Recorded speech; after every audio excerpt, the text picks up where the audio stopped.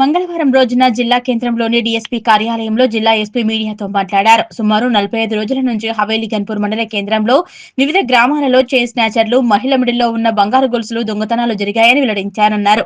తమ బృందం చైన్ స్నాచర్లను పట్టుకున్నారని తెలిపారు. దొంగతనాలు చేసిన వ్యక్తులు ఆన్లైన్ బెట్టింగ్ చేస్తూ మోజులో పడి దొంగతనాలు చేశారన్నారు. కామారెడ్డి జిల్లాలో కూడా ఇదే విధంగా ఇంటి అడ్రస్ అంటూ దొంగతనాలు చేశారని, వీళ్ళు ముగ్గురు ఇద్దరు వ్యక్తులు పట్టుకున్నామని తెలిపారు. గ్రామీణ ప్రాంతాల్లో ప్రజలు అపరిమిత వ్యక్తుల నుంచి అడ్రస్, సెల్ ఫోన్ నంబర్ గానీ బ్యాంక్ అకౌంట్స్ అని అడిగితే ఇవ్వదని సూచించారు. ఎవరైనా ఇలాంటి సమాచారం ఇవ్వవద్దని గమనించగలరని తెలిపారు.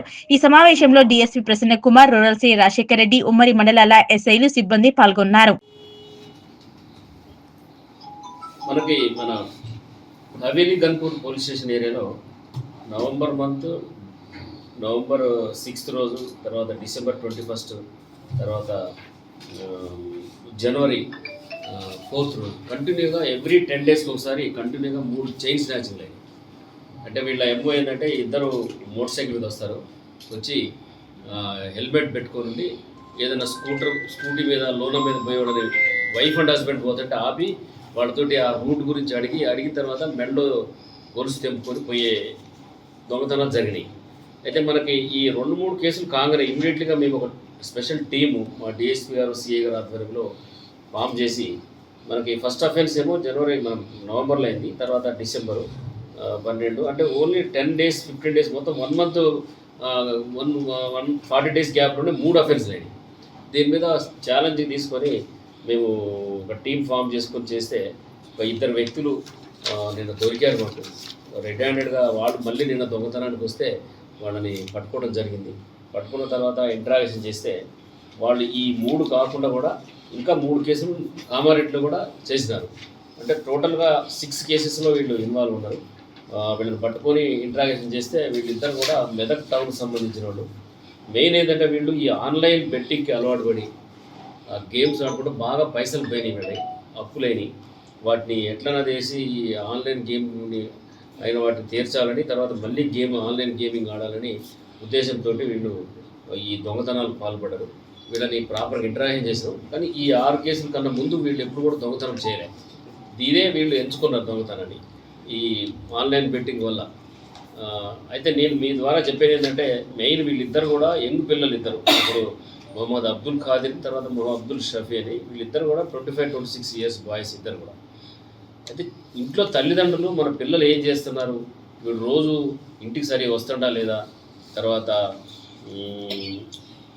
ఎక్కువ సెల్ ఫోన్ పట్టుకొని ఏదైనా చేస్తుంటే వాళ్ళ మీద నిఘా పెట్టాలి మెయిన్.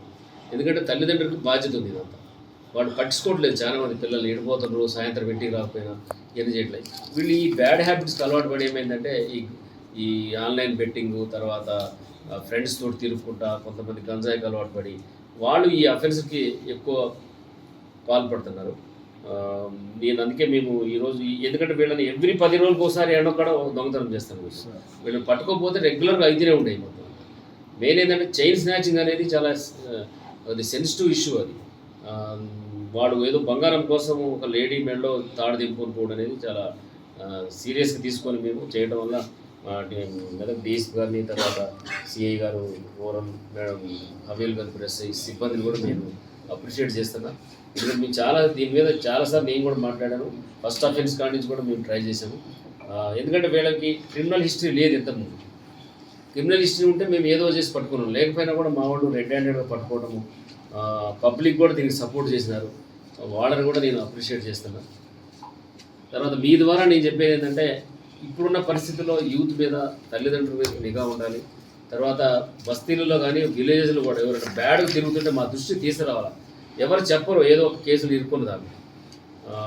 ముందే వాళ్ళని మనం కౌన్సిలింగ్ చేస్తే కొన్ని కేసులను మనం ఆపొచ్చు. తర్వాత వాళ్ళ జీవితం కూడా జైలు పోతారు. రేపు పొద్దున్న రికార్డు ఫామ్ అయితే రేపు మ్యారేజ్ కావాలా. ఒక దొంగ అంటే ఎవరు పిల్లలు కూడా ఇయ్యరు. అందుకే ప్రతి ఒక్కళ్ళు కూడా ఇన్వాల్వ్ అయ్యి ఇట్లాంటివి జరగకుండా చూడాలని, యూత్ని మంచి దారిలో పెట్టాలని నేను మీ ద్వారా ప్రజలందరికీ, తర్వాత తల్లిదండ్రులందరూ కూడా విజ్ఞప్తి చేస్తాను.